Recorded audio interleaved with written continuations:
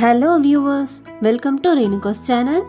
இன்னைக்கு நம்ம சேனலில் ரொம்பவே யம்மியான அதே டைம் க்ரன்ச்சியான பொட்டேட்டோ ஃப்ரை செய்ய போகிறோம். இந்த பேபி பொட்டேட்டோ ரெசிபி கண்டிப்பாக எல்லாருக்கும் பிடிக்கும். வாங்க வீடியோக்குள்ளே போகலாம்.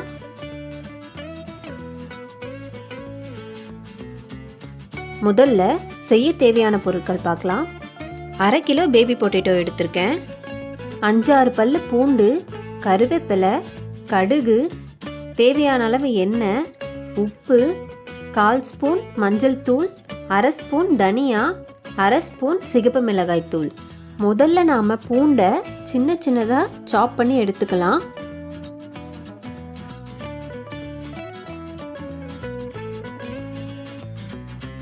அடுத்ததா பேபி பொட்டேட்டோவை நான் குக்கரில் 3 விசில் வேக விட்டு எடுத்திருக்கேன். இதை நான் சின்ன துண்டுகளாக கட் பண்ணி எடுத்துக்க போகிறேன். இது போல கட் பண்ணி எடுத்துக்கோங்க. அடுத்ததா ஒரு கடாயில் 3 ஸ்பூன் அளவு எண்ணெய் சேர்த்துக்கோங்க. எண்ணெய் நல்லா காஞ்சதும் அதில் கடுகு, பொடியாக கட் பண்ணி வச்சிருந்த பூண்டை சேர்த்து நல்லா வதக்கிக்கலாம். இது நல்லா செவந்து வந்ததும் அதோட நாம் கருவேப்பிலையை சேர்த்துக்கலாம். இப்போ மசாலா பொருட்கள் சேர்க்கலாம். மஞ்சள் தூள், தனியா, மிளகாய் தூள் சேர்க்கலாம். காரம் உங்களுக்கு பத்தலைன்னா 1 ஸ்பூனாக சேர்த்துக்கோங்க. அடுப்பை லோ ஃப்ளேமில் வச்சுக்கோங்க. இதோட இனி உருளைக்கிழங்கு சேர்த்துக்கலாம். மசாலா நல்லா மிக்ஸ் ஆகிற மாதிரி கிளறி விட்டுக்கோங்க. இதோட தேவையான அளவு உப்பு சேர்த்துக்கோங்க.